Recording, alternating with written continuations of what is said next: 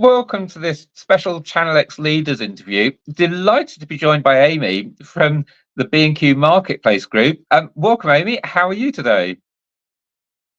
I'm very good, Chris. Thank you for having me today. Now, it's really exciting to speak to you because you've literally just joined the B&Q Marketplace at the end of 2024. Can you share a bit with people about your career journey up to this point? And then what drew you to B&Q? What excites you about leading the next stage in the growth of the B&Q Marketplace? Sure. About me, I've spent my career in e-commerce, primarily in the fashion and beauty industries, working across companies of all sizes, spanning from early stage startups to larger public listed organizations. And specifically, the last 10 years, I've had the opportunity to work on launching and scaling several marketplaces. I started at a company based in France called Cdiscount, which is known as the Amazon of France. Massive group in France. Indeed, yes. And then moved on to work for Zalando, which is Europe's leading online fashion platform. Huge for fashion, and they operate in the UK as well. They also operate in the UK. It's not one of the main markets, but definitely, yeah, the largest player in the fashion online industry, with I think by now over 50 million active customers. And yes, and most recently, I was working for a company called Trendyol, which is part of the Alibaba Group and the largest online marketplace in the Middle East. So you've got a huge amount of experience. So it gets on to the next stage, which is why B&Q? What attracted you to the B&Q Marketplace? Yeah, so I would say a couple of key reasons. First of all, I thought it was very interesting to see a major retailer like B&Q moving to the marketplace space. And what I've came up to find out is that really the marketplace became one of the major growth driver for the company, which has proven that it was a very good strategic decision and investment. And this is a testament of the leadership's vision and, of course, the hard work that the team has put in executing the marketplace. The second one is that I believe that we are still very much in the early stage of this journey, and the potential ahead is really huge. We have ambitious plans for continuous growth, and leveraging our more than 300 stores across the UK and Ireland. I think we have the true opportunity to create an industry-leading omni-channel experience for both our merchant and customers.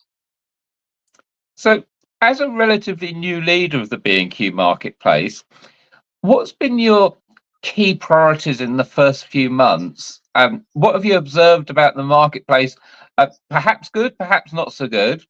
And what are your observations about the marketplace opportunity at B&Q? Where do you think it can go? Yes. My first priority has been really to listen and learn. As I've mentioned before, I come from different industries, so I really wanted to take the time to better understand from the inside the company.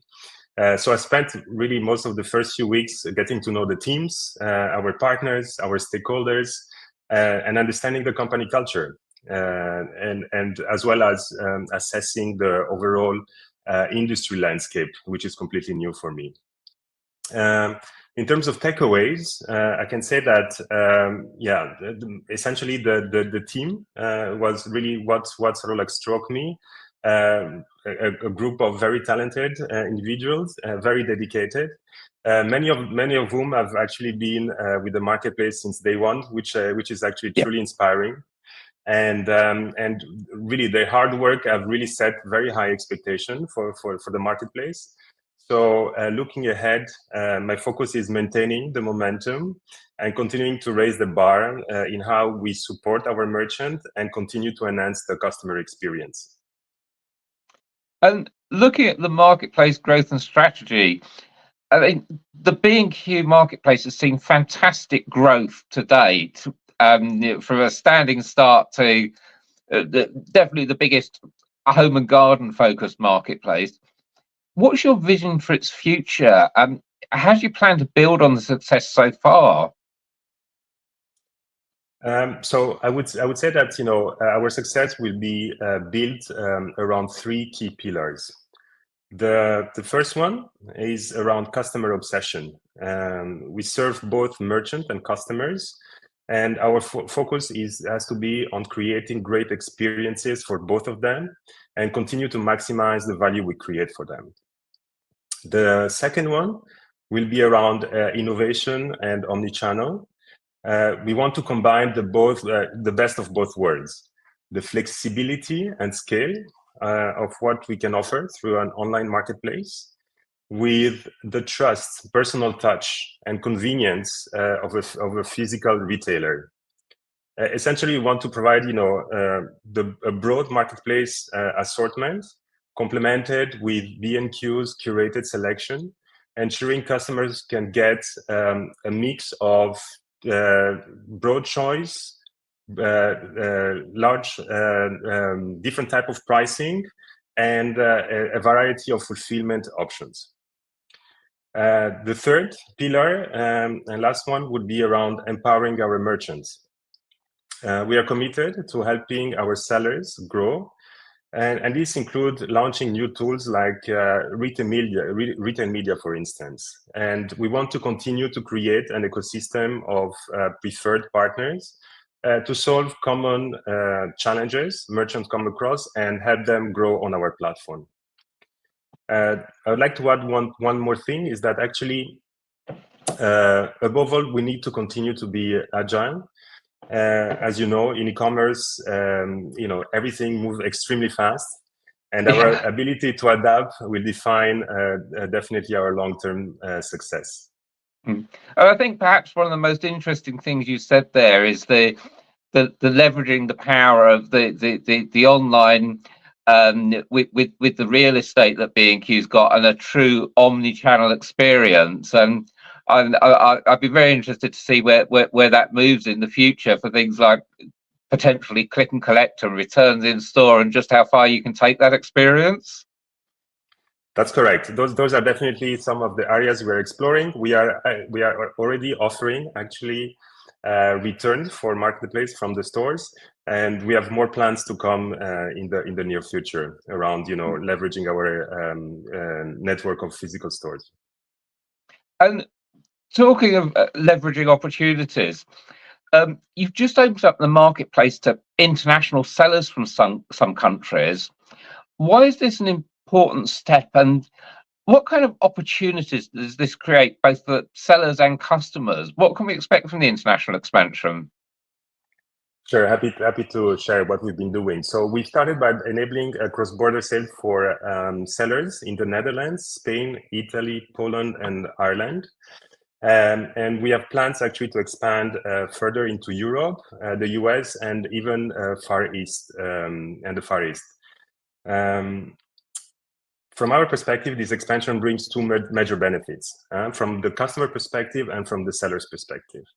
From the customer perspective, it allows us to continue to broaden our product selection, offering a fresh, diverse, and high-quality assortment at all price points. Our goal is to become the go-to destination for everything for the home. And for our merchants, we actually provide now an opportunity for international merchants to partner with a loved and leading UK retailer, gaining access to million customers searching for home improvement products. In addition, since B&Q is part of a bigger group, the Kingfisher Group, one of Europe's largest home improvement retailers, we believe that we will be also offer great opportunities for sellers to expand across other banners of the group, such as Brico Dépôt and Castorama. And we'll also offer the opportunity to enter other markets, such as in France, Spain, Portugal, and Poland. Yeah, and I believe Castorama Poland has just recently launched this year. So you having been in France already as a marketplace, so you're actually growing the international marketplaces already. That's correct. Yeah. So we already had presence, of course, in the UK, Iberia, and France, and just a couple of weeks ago we launched in Poland. And yeah, so very much excited to continue to expand our footprint, also from a marketplace standpoint. Now, I have to say, B&Q, and in fact, all of the Kingfisher marketplaces are hugely interesting and exciting for ChannelX readers, because they're looking for opportunities to grow and expand. So how can they get in touch, and can they come and meet with you this year? Where can they find out more? Sure. Of course, we have a dedicated page online for merchant, but I also wanted to mention that, since you're bringing this up, we very much value meeting our merchants firsthand and in person, as really see them as partners. And we believe that, to build those relationships and deepen those relationships, meeting them in person it's extremely important and is a key part of our strategy. And that's why we are continuously organizing events ourselves, but also participating to industry events to ensure we can actually meet our partners in person. We have every year a major event that we call the Seller Conference, and which is usually the place where we announce new marketplace development. Offer opportunities for sellers to learn more about how they can grow their business on our platform, and of course to also get the chance to meet our teams. So just to give you an example, last year we launched at the conference our retail media offering. And we've seen great results in a very, very short period of time.